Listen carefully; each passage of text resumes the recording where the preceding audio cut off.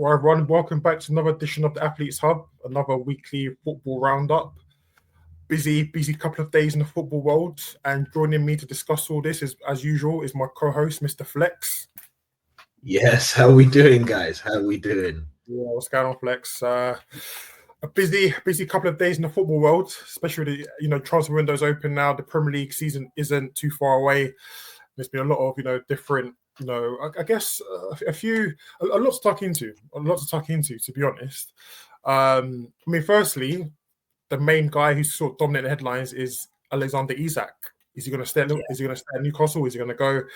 Liverpool put in a bid, being rejected. He's obviously, heads being turned. He went to train with Real Sociedad, his old club, rather than join Newcastle on their pre-season tour. He's back at Newcastle now.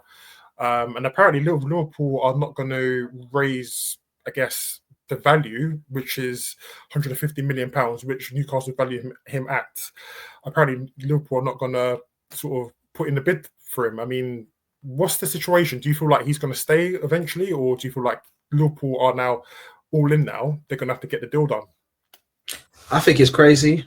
He's not worth 150 million, and if he's worth 150 million, then only God knows what Haaland is worth, and these type of players, so I think they will find a happy medium somewhere. I think that maybe they might do the British transfer record fee of 120 plus add-ons, winning the Champions League, winning the league, X amount of goals, assists, blah blah blah blah blah, to get the deal over the line, so I feel like you mentioned his head being turned, I think poses a big problem for Newcastle, because you can't keep someone who is not happy to be there and might not give their all, especially if they know that maybe there's a move, next year, especially in the World Cup year as well, so I think it's a tricky one. I feel Newcastle, I think when they get the finances right, I think that 120 plus add-ons,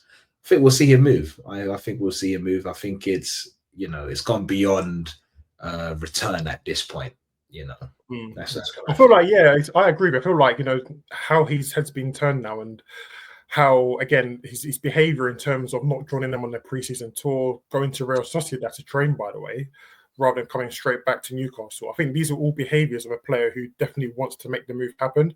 He's made his intentions clear. Now I think Liverpool now have to come to an agreement and get the deal done, because I agree. I feel like they won't reach the £150 million mark, but I feel like Newcastle will have to lower their valuation down, because you've got a player there who's clearly unhappy, who needs to move on. And I don't feel like there's any benefit of keeping a player who doesn't want to be there, if that makes sense. We've seen it before at other clubs. It just doesn't end well. So I think Liverpool will get the deal done. And I think if he does go to Liverpool, by the way, I can't see many teams stopping them, to be honest. I feel like the front line, I know Diaz has been sold to Bayern Munich, and there's talk of Nunes being sold as well. But I feel like with Isak during that front line, Liverpool obviously signed Ekatike and obviously Salah there now as well. The front line could be very, very difficult to stop next season, to be honest. Yeah, and you've also got this Rio Ngamoa as well, who I've actually had the privilege of seeing live in action. Okay. Yeah, earlier this year when he had a under-16 match against Norwich's under-16s. I happened to be there, and he was levels above, like, with the under-16s. And now, seeing him on pre-season doing what he's doing is absolutely crazy. So he's an option as well from the left side. So Liverpool, I think, the team is pretty ready to go. I think they need maybe another centre-back. Mark Guehi, I think it's going to be another battle between, is Liverpool going to get him? Is Newcastle going to get him? We're talking £40 million thereabouts, to get the deal done, 50 million. So there's still a lot of movement to be had, and there's still a few weeks left in this window. So it should be interesting. I feel like, United hijacking the Sesko deal, has hurt, Liverpool on the Isak front, but I feel like I said before, it will still go through. It's just interesting that nobody wants to be at Newcastle. I think that's, I don't know if it's based on location or people mention a good point. People mention about the location, but I feel like Newcastle have just been unlucky. I think the clubs they've been bidding against have been legacy clubs, or clubs that have a more of an appeal. I think Newcastle was a big club, But when you compare it to likes of Liverpool, United, players are going to go for those clubs because they're legacy clubs and they've got rich history there. But if you look at Newcastle's project, I think I rate Eddie Howe quite highly because of how he's managed to develop players.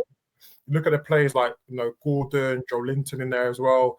Livramento went there, has been awesome. Dan Burn's been a revelation. He's in his mid-30s now or early 30s, and he's looked like a different player. I think Eddie Howe's developed players, and again, they're playing in Champions League football. It's an exciting time to be part of Newcastle's project in a way. They've got owners there who can spend money. But I just feel like when you're looking at a project, and again, Newcastle are not guaranteed to be in the Champions League next season. Not this season, but the season after next. So players are just looking at it, probably thinking, well, I can go to Newcastle for the time being and be part of an exciting project, but there's no guarantee that they're going to qualify again next season. Plus, again, you're competing against the likes of Liverpool and Man United, for instance, who have history. Obviously, Liverpool are in a better position. They've won the league. Then it's an exciting time for them to sign really talented players. United are still kind of hit and miss at the moment, trying to find their feet. But at the same time, it's Man United. So there's always going to be that appeal there, right? So I think Newcastle have just been a bit unlucky when it comes to bidding against teams or clubs that just have more of an appeal in terms of their history. But I don't think going to Newcastle will be a step down right now. I feel like it'll be an exciting time. But again, there's always a question of, is this club still going to be where it is now in 2 or 3 years' time? We don't know. So that's probably the major hiccup that they've had. But it's been very unlucky. I mean, I heard Wissa might go there as well from Brentford. He could be a signing, but again, he's not. He's under Isak. It's not. And I think for sure, the likes of Wissa, I also heard Ollie Watkins' name being mentioned as well. So I feel like these type of players, they're happy to go to Newcastle, but the marquee signings, they're not. And I don't know, maybe you can share your thoughts on, do you think it's because Eddie Howe is not a manager or a name that also attracts players? Because what you come to find is that, Man City wasn't a big club, but players came, because they had money to, obviously spend on wages and whatnot, but they also had managers that had big names. So it's like, Mancini's calling me to come over here. Pellegrini's calling me to come over here. Pep is, do you see what I mean? So there's a big name manager that also kind of adds to that attraction. And I feel like United not only being a legacy club, but it's also exciting or more exciting to work with Amorim than Eddie Howe. Do you kind of get what I mean? I think that's what's perceived. I think, as you mentioned, I think foreign coaches naturally have that perception about them that they're better and they're more exciting to work under. But you only have to look at Newcastle's record since Eddie Howe took over. It's been 2 Champions League qualifications, recently won their first trophy in the Carabao Cup last season.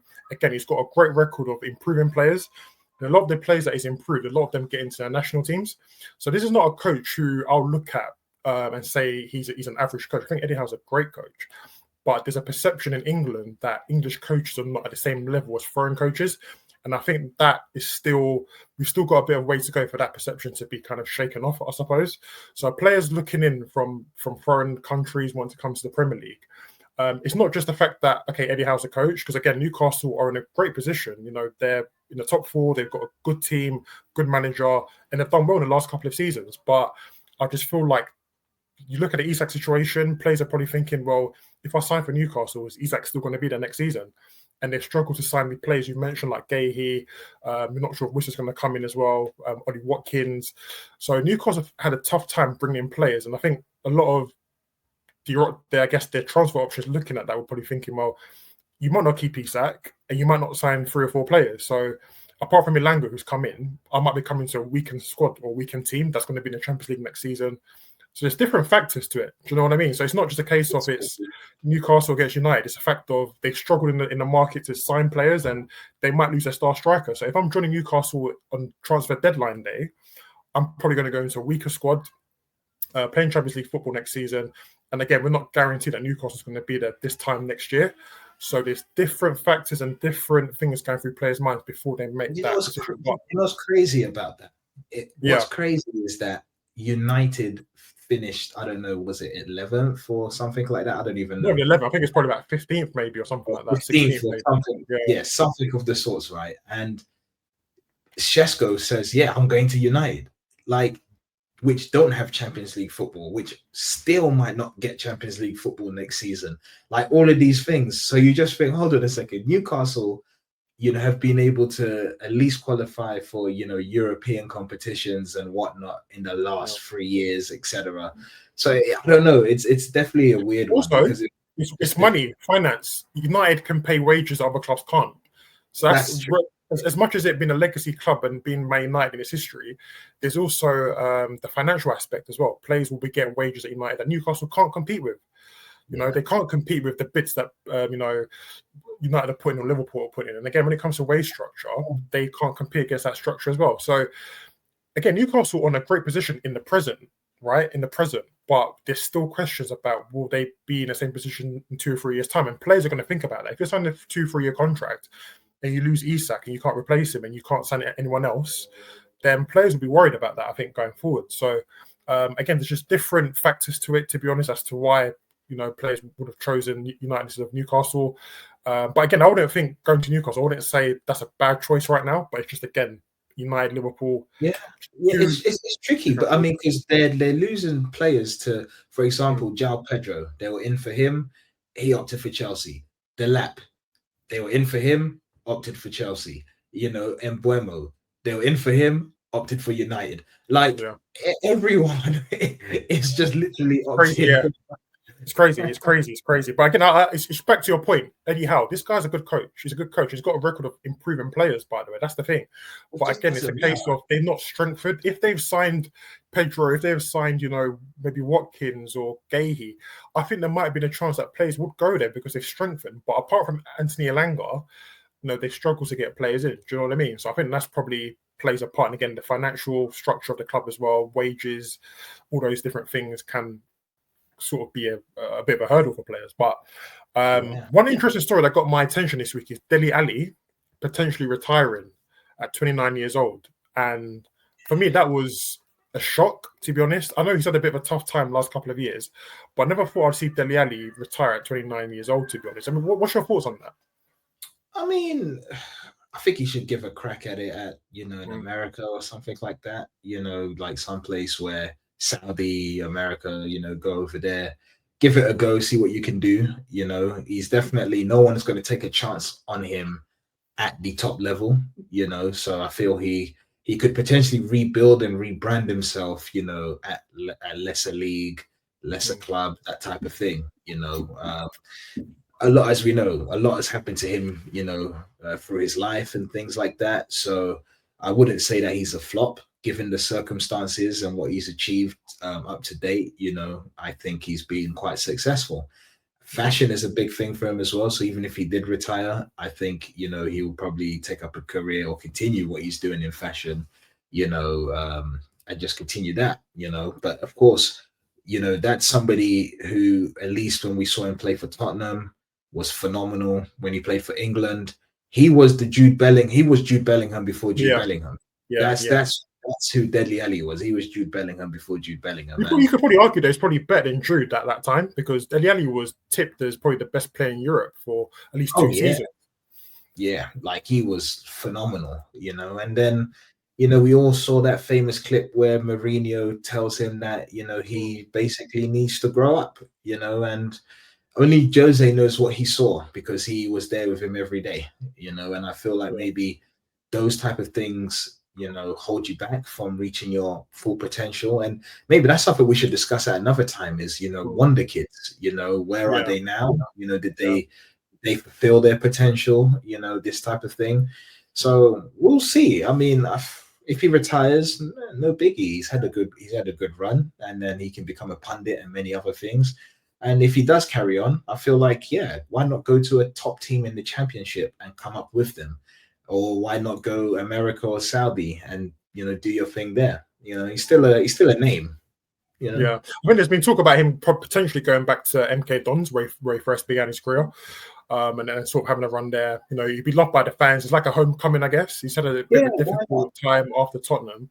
But it's just a shame that a player can be, that high up, and then all of a sudden it just comes crashing down for whatever reason. I know he's spoken publicly about his challenges in his personal life and stuff. But I found it really strange because this guy for about 2 or 3 years was just unplayable at times. And how that overnight just kind of stopped for me was the thing that kind of was just a bit concerning to me. And you mentioned him going to America and stuff, but he's been Turkey, he's been to other places. It just hasn't really worked out for him. So it's like, if he goes to America, would that really change anything? To be honest, but probably not. It probably make it worse because I think it's a him thing. It's not about ability. There's like players that just self-sabotage. The Brazilians are the best at that. Have all the talent in the world, but they rather go and party all day and all night and just not take it serious. Do you see what I mean? So I think there you go. Because if you think about it, like you got to imagine a world where Ronaldinho took it serious. Do you see what I mean? Like, and what the output would look like? How many more Ballon d'Ors would he have? This type of thing. But I guess for some, the level they've reached is far enough, and they've achieved what they set out to be, which is a professional footballer. They've achieved maybe playing Champions League and doing whatever it is that, they probably never even thought they would have got that far. So for them, the whole thing has been a success. So hey, go figure it. True. I mean, talking about Tottenham, Heung-min Son is announced he's leaving Tottenham to go to the MLS. I think 10 years at the football club. I was thinking about, I don't know. I mean, we talk about Tottenham winning trophies and lack of trophies. In fact, I think he's been a great servant to Tottenham, not just for Tottenham, but in the Premier League. I think he's been a brilliant player, to be honest. And I think the Europa League win was almost the perfect way to kind of leave after 10 years at the football club. I know he's kind of struggled in the last couple of years due to his form, and I don't know whether it's down to managers or since Harry Kane left, he just wasn't the same player, because them two had that great partnership for a number of years. How do you kind of look at his time at Tottenham and the Premier League? Because I feel like in the last 10 years, there's not been many wingers who've been better than Son, I don't think. And how do you sort of sum up his career in the Premier League? Man, I can just say it's been successful. That's what I would say. He's come in, he's been a trailblazer, for inside forwards. He's always been dangerous, always been lethal. He's a big game player as well. Doesn't go hiding when the big moments come up in games. And I would say he's never really disappointed Tottenham. He's never like a red card in a game where it's been crunch time and they need to get a win, or he's missed a big penalty or anything like that. He's kind of been very, very solid. But I think and I feel like it's just come to a place where Batman has left. So Robin, can't really do much, what I'm saying? Like, and that's kind of what it is, so it's a good time for him to, try something different, try something new. I think he's 33, so he's got probably another 2-3 years, playing really decent football and, monetizing, his brand, what I mean, and of who he is and whatnot. And I feel like going over to America is a great place to do that. Yeah, I agree. And if we talk about players sort of, maybe declining in their careers, you look at someone like Ashley Young, who's joined Ipswich. I mean, the guy at 40 years old just keeps on going.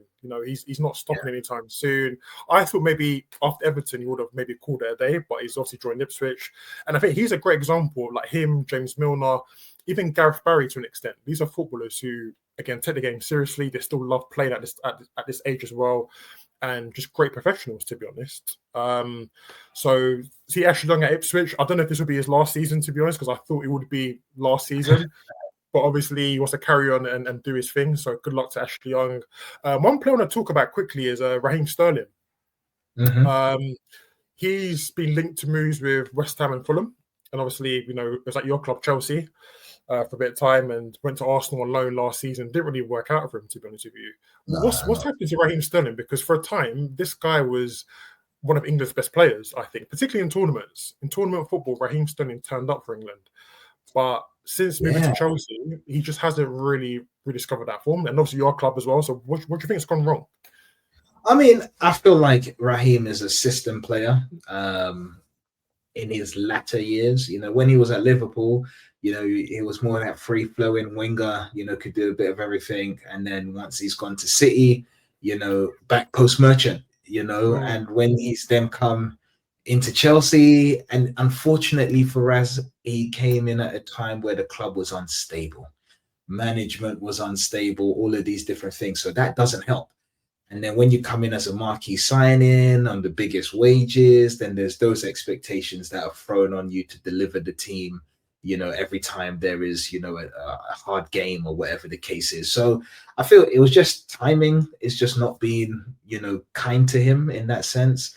And then as well as that, he's adapted his game so much to be an assistant player where he's required to be free flowing and being able just to be a bit of a maverick.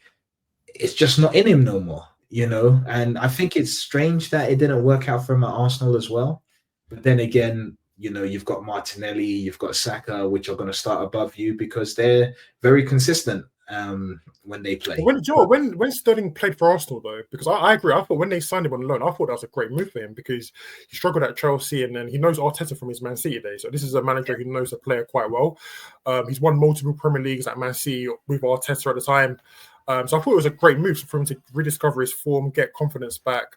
But when he actually played for Arsenal, he just didn't look like the same player. It looked like he was void of confidence. The Raheem Sterling that we knew would breeze past players. Again, you mentioned back post merchant, which is true, but his position in play was quite good. Like he knew where to be. He could go past players at pace. He was powerful for a small player, but he just didn't have any of those traits last season, which was surprising for me to see that. I mean, do you think he can kind of rediscover that form and kind of get his career back on track? It's tricky. I would say no. I think maybe we'll see another version of him that we would have to appreciate. Is he overrated? Do you think he's overrated or? No, because we have to remember that he's been the top baller since 16. He's been playing professional football since the age of 16. First team football since the age of 16. So definitely not overrated. Definitely not. I just feel like, when you've done it from so young and then now you're much older, you've just got mileage. Do you see what I mean? Like you're just high mileage, and that's just what it's like it is. Rooney, isn't it? Yeah, it's like Rooney and others. The only person who has really that hasn't affected is Ronaldo, and Messi. Those guys, they seem to have found a way to just keep going and at a very although Ronaldo played in the Premier League throughout almost some of the peak of his career, more or less, a lot of those other players played in other leagues for the majority of their careers. They didn't have to sort of play in the Premier League, and where it's very physical, high intensity. Right. Whereas Sterling and Rooney primarily played in the Premier League for the whole career. So at 16 years of age, which is very difficult to do and maintain that as well for a long time. I mean, Ryan Giggs has done it, but no everyone's Ryan Giggs. Yeah. No one's Ryan Giggs, and will we see another person that plays up until what? Would he play to like 37, 38? Maybe even a bit later. 39, yeah. There you go. I don't think we'll see that again. Do you see what I mean?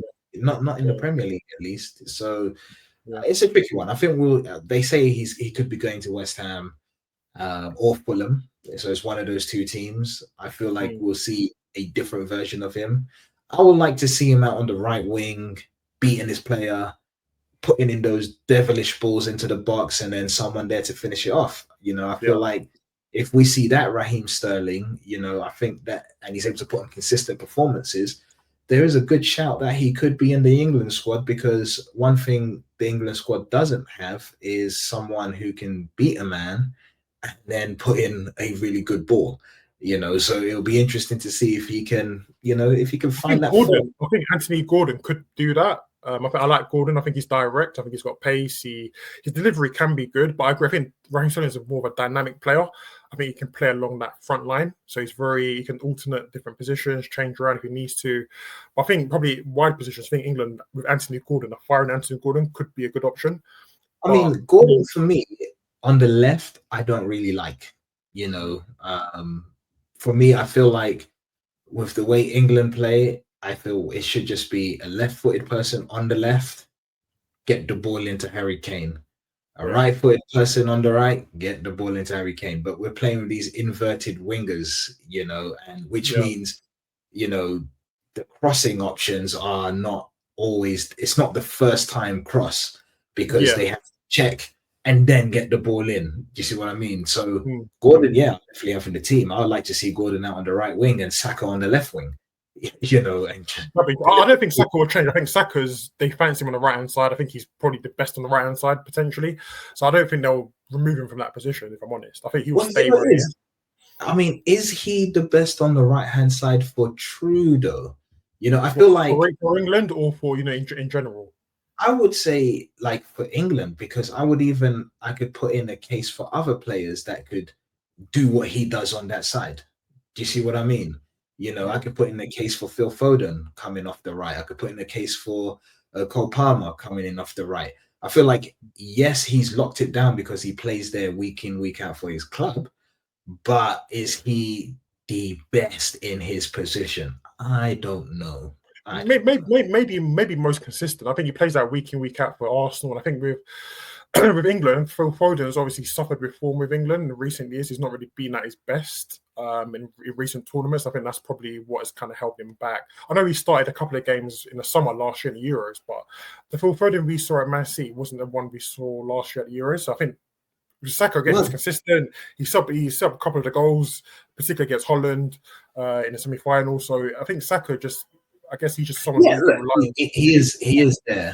He is there. I think it's the England situation. Again, we can have this conversation on another episode at another time. But I'll just say that we have to pick the players that are best for the team and not necessarily shoehorn all the players because they are talented. If it means that Jude is the 10 because he does that for Madrid and he gets double digits goals and assists, then Jude is the 10 and Palmer and Foden, guess what? They have the whole bench, so then there's a balanced squad. Do you see what I mean? I feel like you're right. Best in their positions in the team so that we have a very good cohesive team. You don't see France trying to shoehorn players in. Turkey and the rest of them man will hold bench and they will come on and do what they need to do in the last 20, 25, and it's still good and effective, So that's true. That's true. It's another, as you mentioned, another conversation for another day. But quickly before we go, I mean, obviously transfer season, transfer summer. We'd like to talk about the best and worst transfers. Obviously, last episode we spoke about the worst ones. This week, let's talk about the best ones. And top of your head, I mean, I've got loads I can kind of think about. When I talk about best transfers, I'm talking about players who were signed and who really made an impact on their team from the get-go and transformed their fortunes, whether it was winning the trophy or transformed them from a long-term perspective. And I think I can think of two straight away in recent years that I'd probably say kind of fit the bill. And one of them would be Luka Modric going to Real Madrid. My favorite midfielder of all time. Luka was phenomenal. Joined in 2012. And I actually remember when he joined in 2012, he actually had a bit of a tough start. And the fans didn't really take to him straight away because he had a bit of a slow start. Wasn't a player they signed at Tottenham. But I remember he came on in the Champions League game against United, I think, in that season. And I think it was a round of 16 game. And he came off the bench and scored a goal. I remember the goal was a left-footed shot off the post. And that changed his fortunes because the fans then began to trust him. They began to get on his side. And from that moment onwards, he was just phenomenal for 10, 15 years at Real Madrid. And I can't remember another player signing for a club and being that consistent for that long, maybe apart from Ronaldo, maybe. But Modric is one that comes from off the top of my head. Another one quickly would be N'Golo Kante, going to Leicester City and then going to Chelsea the following season and winning the Premier League. So winning back-to-back Premier Leagues with two different clubs. I mean, that's not been done before, I don't think. And he was great for that year. For those 3, 4, 5 years, Kante was untouchable, really, in the midfield, in the Premier League, I think, or in the world, I think. So when you think about best transfers, which ones come to your mind straight away? I mean, I can, like you've mentioned, Modric going from Tottenham to Madrid. I can easily say Lampard from West Ham to Chelsea. You would forget that Lampard was at West Ham. You get what I mean? You genuinely would forget that. That's how phenomenal he's been since he's been at the club. For me, that's a very, very, very, very solid transfer. And the output, that he's given during his time at Chelsea. So for me, that's a massive one. I think one that gets slept on in the more recent times would be Mo Salah to Liverpool. Yeah. That gets slept on because, he's always been dangerous. You've always heard his name. And I remember when he was at Basel, that guy, he's pretty good, and then he's bounced around and whatnot. But if you look at his output, his consistency, all of these things, for me, I say Salah has been a massive revelation for Liverpool. So there's been a few. I mean, like when you look at like let's say defenders, and then you look at Van Dijk, you know, that's another one that's been that's gone. We all know how great he is, but you would forget that he came from Southampton, and then before that at Celtic, and then before that he was in Holland, and you forget that. That's like another phenomenal transfer. Never mind the goalkeepers that are around, like Alisson, Edison. You know, these. You look at Van der Sar to Man United back in the day. I mean, mid-30s at the time. Goes to United, and he transforms that team's fortunes. You win 3 Premier Leagues on the bounce, the Champions League. This is it. Great signing. Do you know what I mean? I think another one I'll probably mention is probably what's it called? Hazard to Chelsea. Hazard going to Chelsea in 2012. You know, great player. Won 2 Premier League titles there. Was probably the best winger in the league probably the best Premier League for about at least 2 or 3 seasons during his time there. We look at Rooney to Man United in 2004. Again, there for a decade and more. You know, became arguably one of the best strikers in the world at that point as well. Sanchez to Arsenal in 2014, a great buy, phenomenal player, Sanchez. And even Lewandowski you can look at Lewandowski to Borussia Dortmund, Lewandowski to Bayern Munich, Lewandowski to Barcelona. You know what I mean? 3 different clubs.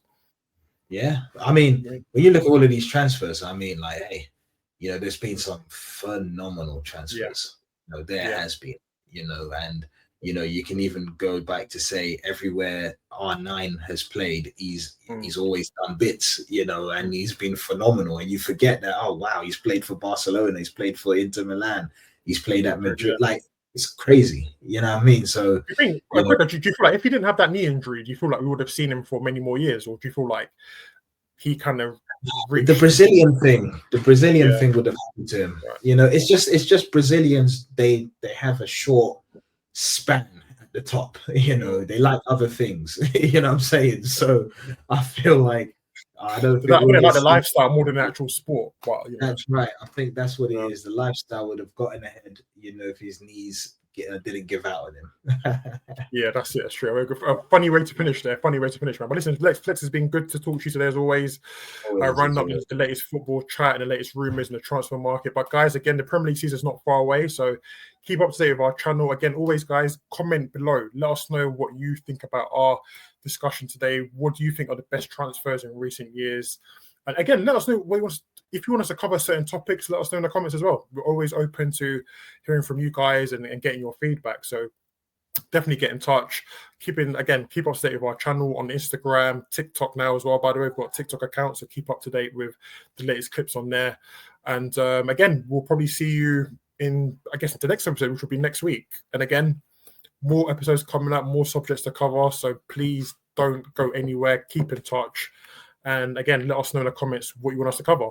But Flexx, it's been a pleasure today. As always, it's always been a pleasure. Right. Take care, bro.